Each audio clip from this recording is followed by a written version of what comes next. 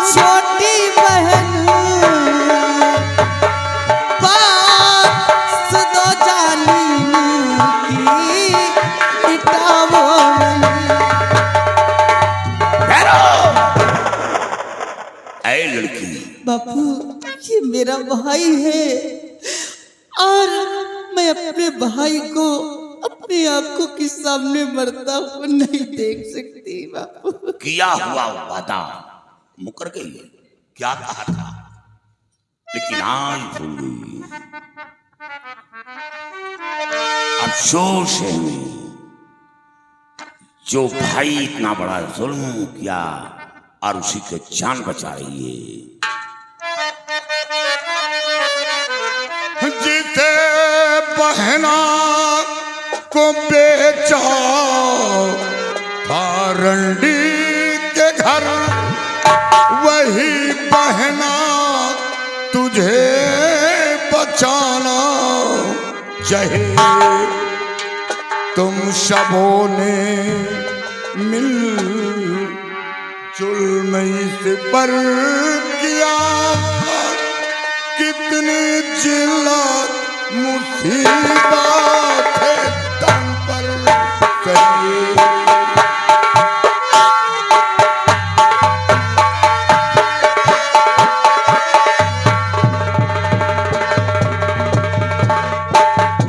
नाला थे इस इंसान को, बेटी तेरी वजह से जान तो बख्श दूंगा लेकिन हिदायत जरूर दूंगा ताकि आने वाली नस्ल में सुधार आए। कोई औलाद अपने माँ बाप के साथ ऐसी हरकत ना करे। कोई भाई अपनी बहन के साथ इतनी बड़ी बदतमीजी ना करे।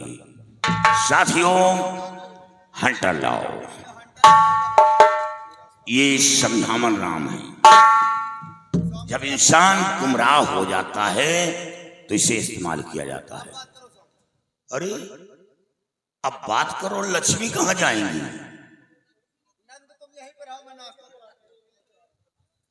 जाओ, तुम भाग कर जाओगी कहां? तुम नाले के इसी पार रह जाओगी, तुम उस पार नहीं जाओगी।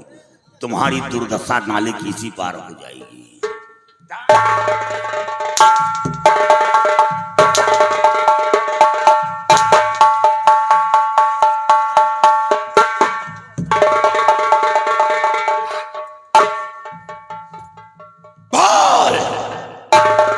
बोल, ये कौन है? ये मेरे पिताजी। पिताजी, ये वही बाप है जब तू जन्म लिया होगा कितनी खुशियां मनाई होगी। दरवाजे पर ढोल शहनाई बजवाई होगी। इतना ही नहीं, सारा दिन मोहल्ले में घूम घूम कर बताया होगा कि मेरे घर औलाद आया है, मेरे बुढ़ापे का सहारा आ गया। और आज उसी बाप को भीख मांगने पर मजबूर कर दिया। अरे कमीने, पिता का मर्तबा आसमान से कई गुना ऊंचा दिया गया है, लेकिन तू अपने बूढ़े बाप पर कहर ढाया, जुल्म ढाया। नाला थे से औलाद। ये कौन है? ये मेरी माँ है। माँ, कितना प्यारा शब्द है माँ। अरे कबीरे, ये वो माँ है 9 महीने अपने पेट में रखा और जन्म दिया, हर मुसीबतों का सामना करती रही। यहां तक कि मां जन्म देने के बाद फिर भी अपने औलाद की रक्षा करती है। यहां तक कि गीले में सोती है और अपने औलाद को सूखे में सुलाती है। भगवान से प्रार्थना करती है कि जो बला आनी हो मेरे सर आए, लेकिन मेरे औलाद पर कोई बला ना आए। ये वो माँ है। और वो माँ दोनों आंखों की अंधी है। चलने के लिए दूसरों का सहारा लेना पड़ रहा है। देख, एक एक नजर डाल। इसे कहा गया है जीवन साथी। वो लक्ष्मी महालक्ष्मी नहीं, वो दिखावा है। अपने माँ बाप से सीख ले कि अपनी अंधी पत्नी को साथ लेकर दर दर की भीख मांग रहा है, लेकिन साथ नहीं छोड़ रहा। इसे कहा गया है जीवन साथी। वो जीवन साथी नहीं, ये जीवन साथी है। कभी नहीं शर्म आनी चाहिए। और हाँ, एक बार समंदर की गहराई को तो नापा जा सकता है, लेकिन मां की ममता की गहराई को आज तक कोई पृथ्वी पर पैदा नहीं हुआ जो नाप सके। मां के अंदर वो ममता होती है औलाद के लिए। अरे कमीनी नालत है इससे औलाद पर। ये बता, ये लड़की कौन है जिसे रंडी के कोठे पर पैसे के लिए भेज दिया? ये मेरी बहन है। बहन? अफसोस है, बहन कहने में शर्म नहीं आई। और वही बहन तेरी जान बचाने के लिए जिस गोली पर तेरा नाम लिखा था, वो गोली अपने सीने पर रोकने के लिए सामने आ गई। अरे कमीने, तूने इतिहास नहीं पढ़ा, शायद तुझे जानकारी होती। एक राखी के धागे के लिए अपनी पूरी सल्तनत कटवा दिया। रिश्ता राखी का था, सगा भाई नहीं था, लेकिन एक राखी के धागे के लिए उसने अपनी जान जोखिम में डाला था। तूने क्या किया? अपनी भोली भाली छोटी बहन को 5 लाख रुपए में रंडी के कोठे पर पहुंचा दिया। और वो कोठा जहां एक बार कोई लड़की पहुंच जाए, इत्तेफाक से वो कोठे से बाहर आ जाए, फिर भी लोग उसका जीना हराम कर देते हैं, चलना मुहाल कर देते हैं। जिस रास्ते से निकलती है लोग तालियां बजाते हैं, सीटी मारते हैं, भला बुरा शब्द का प्रयोग करते हैं, और उस जगह अपनी छोटी सी गुड़िया को वहां पहुंचा दिया पैसे के लिए। नालत है से भाई। ये कौन है जो रो रहा है? ये मेरा छोटा भाई है। छोटा भाई? छोटा भाई क्या होता है? एक बेटे के स्वरूप होता है। बेटे के स्वरूप? अरे कभी नहीं, भाई का मर्तबा नहीं मालूम। शायद मर्तबा मालूम होता तो इतनी बड़ी बदतमीजी नहीं करता। याद कर, जब एक भाई दुनिया से कूच करता है, रुखसत होता है, तो दूसरे भाई के भुजा का बल टूट जाता है, उसकी आधी शक्ति छिन जाती है, वो कमजोर हो जाता है। और याद कर, 14 वर्ष का वनवास राम को हुआ था, लक्ष्मण को नहीं। लेकिन राम के साथ लक्ष्मण गया था। वो कौन था? छोटा भाई। और ये कौन है? छोटा भाई है। कुछ है सीख। एक वो भाई था और एक ये भाई, और आज अपने छोटे भाई को मिटाना चाह रहा था। नालत थे। साथियों, उस रंडी को घसीट कर लाओ, ले आओ उसको। वो लक्ष्मी, महालक्ष्मी, आओ महालक्ष्मी, आओ। जरा साथियों, वो समझावन राम को लाओ, ये समझावन राम नहीं।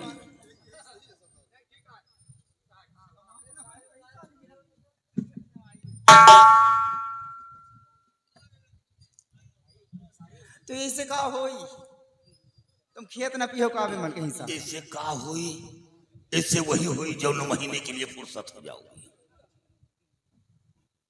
अब मेरे सवालों का जवाब दे। इतने दिन से सो रही है, कुछ हुआ? घर भर के ड्यूटी लागे 9 महीना फुर्सत कर रही।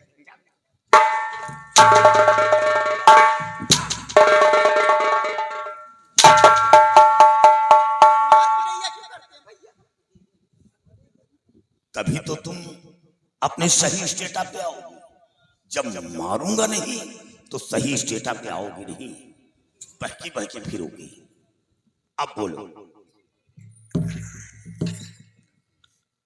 बोलो ये कौन है? ये कौन है? कौन? यही बात प्यार से पूछ लीजिए, मारते पीटते। प्यार जानती है क्या? हमें तो ऐसा लगता है कि तू प्यार जानती ही नहीं। अगर प्यार मालूम होता तो ऐसी हरकत नहीं करती। और ये कौन है? कौन? ये बंदर बंदरिया। ओ, ये हाल है साथियों। ये एक्शन है या कोई बीमारी है? कौन मालूम? ये बीमारी है, यही बीमारी इसकी मां की था। बस में हो जाओ हाफिज जी। क्या बोल, ये कौन है? बता रही हूँ, ये मेरे ससुर जी है, मेरी सासू माँ है, बड़ी आई सासू माँ।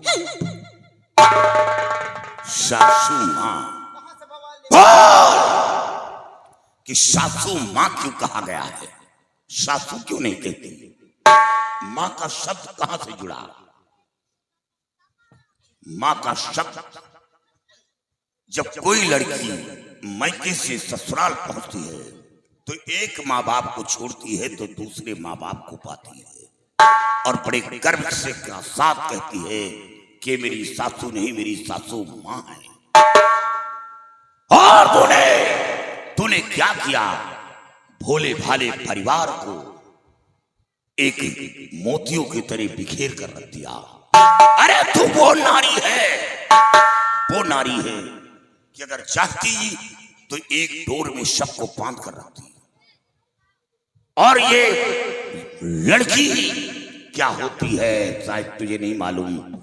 जब कोई लड़की वो मायके से ससुराल पहुंचती है तो हर माँ बाप अपने बेटी को यही श्राप देते हैं और यही ईश्वर से दुआएं करते हैं कि मेरी बेटी को इतना प्यार मिले कि वो अपने माँ बाप को भूल जाए। लेकिन तूने क्या किया?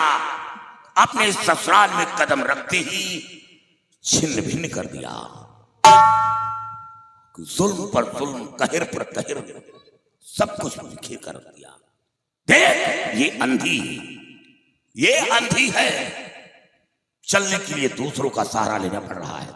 जो काम तुझे करना चाहिए वो काम तेरा बूढ़ा ससुर कर रहा है। नालायक है। इसीलिए तू लक्ष्मी नहीं, तू इस घर की कुलक्ष्मी है। अगर नारी चाह ले तो घर को स्वर्ग बना दे और चाह ले तो नर्क बना दे। तूने नर्क बना दिया। अरे कमीनी, ये सब कुछ बिखेर कर रख दिया। लक्ष्मी का शब्द इसी ने जोड़ा होगा। जब तू ससुराल आई होगी तो डोली के पीछे भागी होगी और इसने कहा होगा कि मेरे घर बहू नहीं, मेरी लक्ष्मी है, मेरी लक्ष्मी आ रही है। ये लड़की कौन है?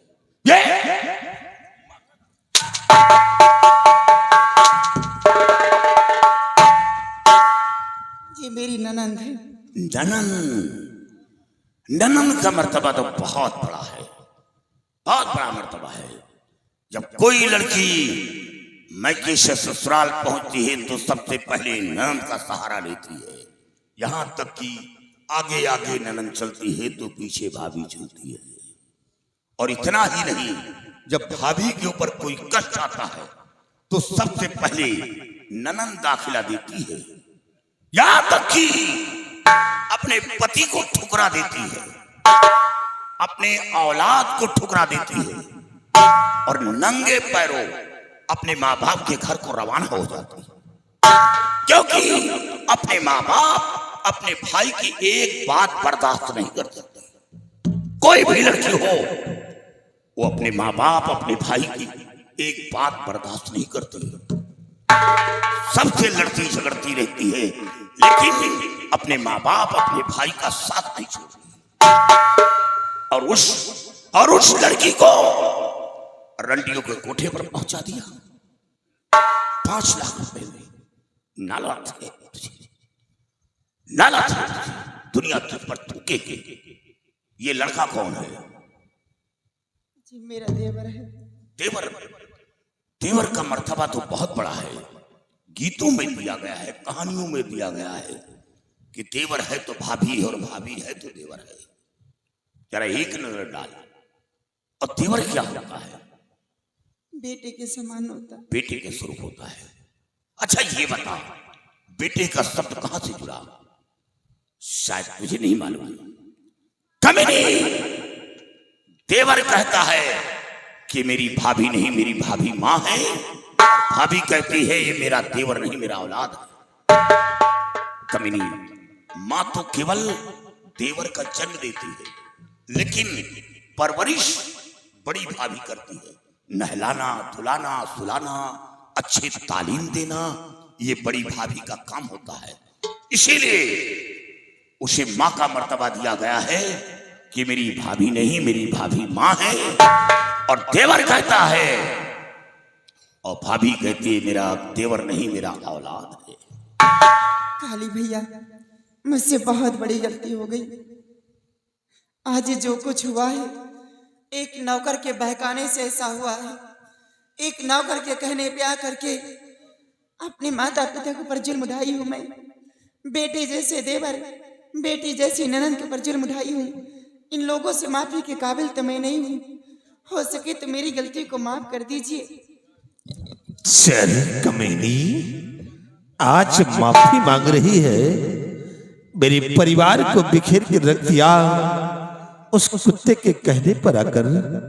और आज तक मैं तेरे चक्कर में गुमराह था रही। हरामखोर, तूने मेरे माँ बाप को दर के भीख मंगवा दिया, मेरी बहन को रंडियों के कोठे पर पहुंचा दिया, मेरे भाई को मुझसे जुदा किया।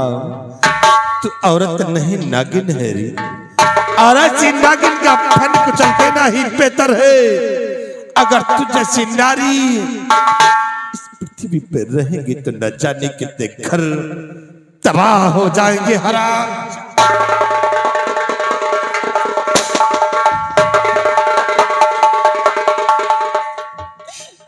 विमल सिंह, बहुत अच्छा हुआ, बहुत अच्छा हुआ।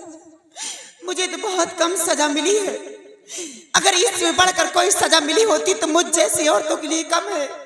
क्योंकि जो अपने माता पिता के ऊपर जुल्म उठाए, अपने ननद और अपने देवर के ऊपर जुल्म उठाए, ऐसी औरतों की धरती पे जीने का कोई हक नहीं है। आप लोगों से माफी के काबिल तो नहीं हूँ। हो सके तो अपनी भाभी की गलती आखिरी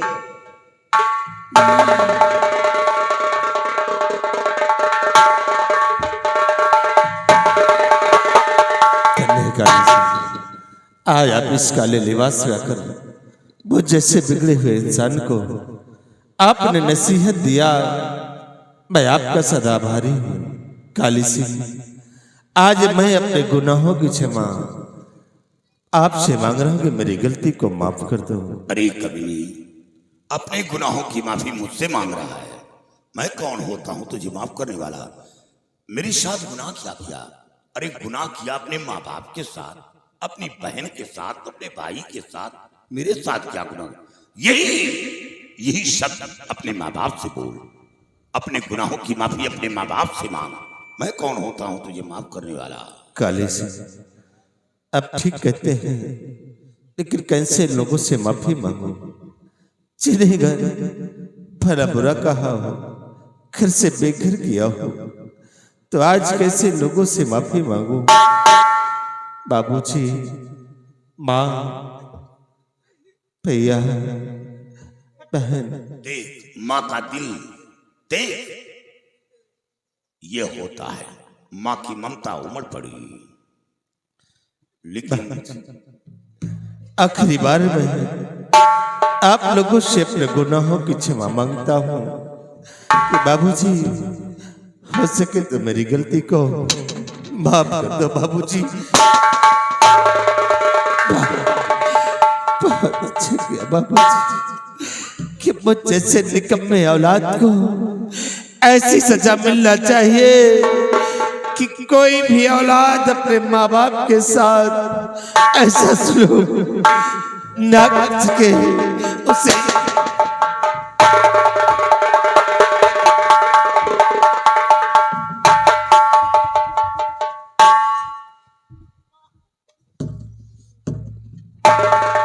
दादाजी, ये आपने क्या किया?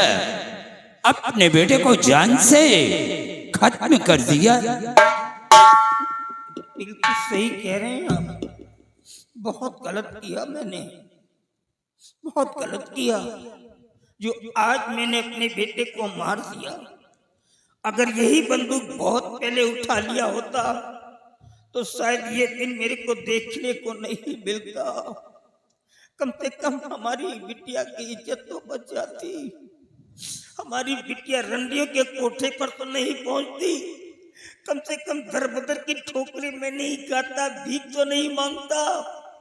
अगर ये बंदूक उठा लिया होता तो शायद आज ये नौबत नहीं आती। बहुत बड़ी गलती किया। वो मेरा बेटा नहीं था बाबूजी, वो मेरी पत्नी का एक गंदा खून था जो निकल करके बाहर आ गया था। अरे बेटा तो मेरा ये है जिसको मैंने पैदा भी नहीं किया, सिर्फ पाला पोसा सयाना किया है, जो मेरे लिए भूखा प्यासा रह करके मेरी तलाश में आपकी हवेली तक पहुंच गया। ये मेरा औलाद है, वो मेरा बेटा नहीं था। दादाजी, आज आपका परिवार देख करके हमारा भी परिवार मुझे याद आ गया। हम अपने परिवार में 2 भाई था। हमारी भाभी थी और भाभी के गोद में एक छोटा सा बच्चा था। हमारे गांव का ये रहने वाला जमींदार लाखन सिंह था, लेकिन वो करता क्या था कि गांव से गरीब किसान की बेटियों को अपनी हवेली पर बुलाता था और उनकी इज्जत को लूट करके हवेली से भागा देता था। वो बेचारी मारे शर्म के आत्महत्या कर लेती थी। ये बात हमारे भाई को बुरा लगा। उन्होंने लाखन सिंह के खिलाफ आवाज उठाया, लेकिन लाखन सिंह उसी लड़की के खून के इल्जाम में हमारे भाई को जेल भेजवा दिया।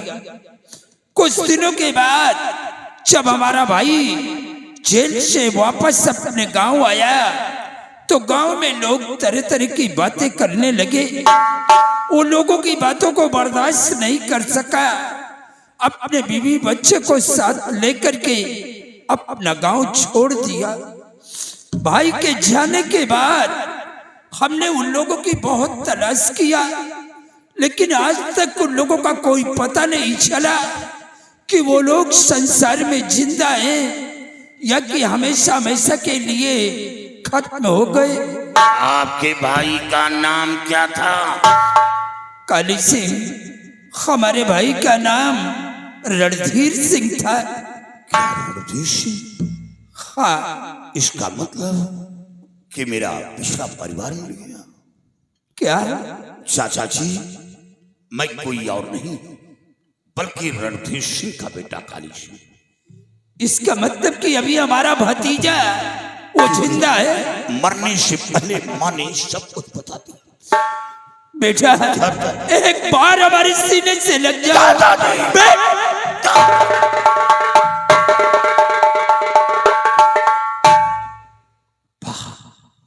धन भाग तो ये लड़की जिसकी वजह से आज मेरा पिछला परिवार मिल गया। चाचा जी, सबसे पहले उस लाखन सिंह का पता बताओ जिसने हमें घर से बेघर किया। सबसे बड़ा दुश्मन है तो लाखन सिंह। बेटा काली सिंह, अब लाखन सिंह दुनिया में जिंदा नहीं है।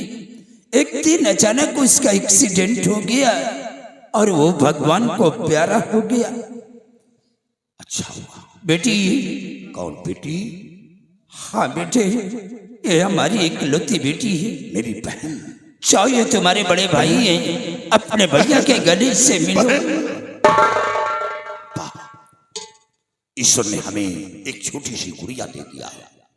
बहन, ये तेरा भाई। बहन बेटियों को इज्जत किया है, सम्मान दिया है। आज उसी का फल हमें ईश्वर ने दे दिया। हमें एक छोटी सी गुड़िया मिल गई और हमेशा मेरी कलाई सुनी रही। और अब मेरी कलाई सुनी नहीं बल्कि ईश्वर ने हमें छोटी सी बहन दे दिया। बेटा काली सिंह, हमने अपने बेटी का रिश्ता दादाजी के भतीजे विमल सिंह के साथ तय किया है। बोलो बेटे, ये रिश्ता तुम्हें चाचा जी। मंजूर है या नहीं? यहाँ के माहौल से मैं वाकिफ नहीं हूँ। खानदान कैसा है, लड़का कैसा है, शराबी है, जुआड़ी है, मवाली है, लफंगा है, हमें कुछ नहीं मालूम।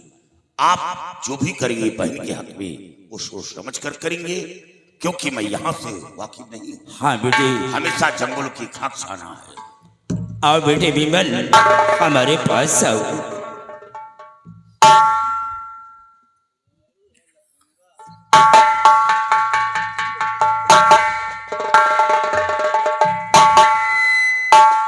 और बेटा काली से अब तुम्हें कहीं जाने की जरूरत नहीं है।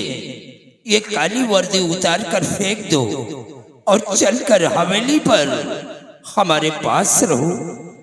चाचा जी, हमें खुशी है कि बाकी की जिंदगी मैं अपने परिवार के साथ बिताऊंगा, लेकिन इतनी जल्दी ये फैसला नहीं करूंगा, क्योंकि मेरा गिरोह बहुत बड़ा है। मैं अटेंडेंट इस लड़की को लेकर यहाँ आया हूं। हाँ, जाऊंगा, साथियों से बात करूंगा, अपने आप को कानून के हवाले करूंगा, बाकी शेष जिंदगी अपने परिवार के साथ बिताऊंगा। ठीक है बेटे, बहुत जल्द वापस आना। बहुत जल्द आऊंगा बाबा।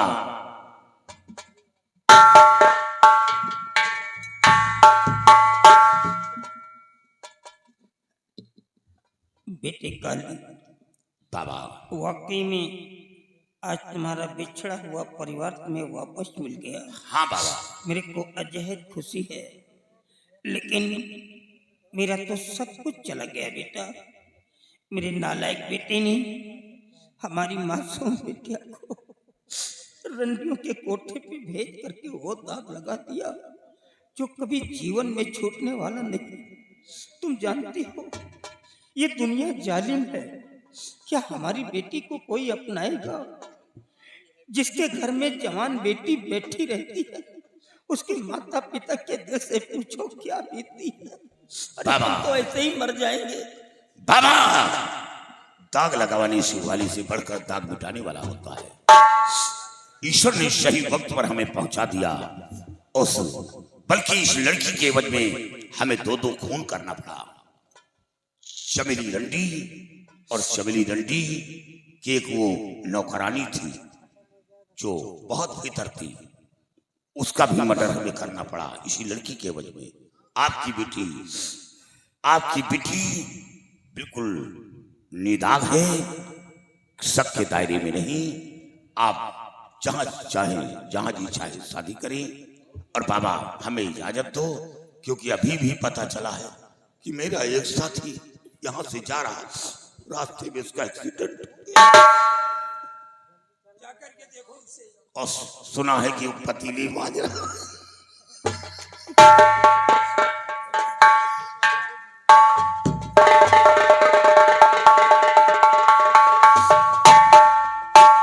बाबूजी, आपका एहसान मैं जब तक जीता रहूंगा कभी नहीं भूलूंगा। शायद आप उस समय मेरी मदद नहीं करते तो शायद हम इस दुनिया में नहीं ऊपर होते। आज ये जिंदगी तुम्हारी दी हुई है, लेकिन बाबूजी एक छोटा सा काम और कर दीजिए। किसी लड़के को खोज करके मेरी बेटी की शादी करवा दीजिए, नहीं तो मैं जी नहीं पाऊंगा। कब तक जवान बेटी को अपने घर में बिठा करके रखूंगा? मैं जी नहीं पाऊंगा। दादाजी, वो आपकी ही बेटी नहीं बल्कि हमारी बेटी। आप इसकी फिक्र न करें। हम बेटी के लिए कोई अच्छा सा लड़का तलाश करके बेटी के हाथ पीले करके ससुराल मैं भेजूंगा।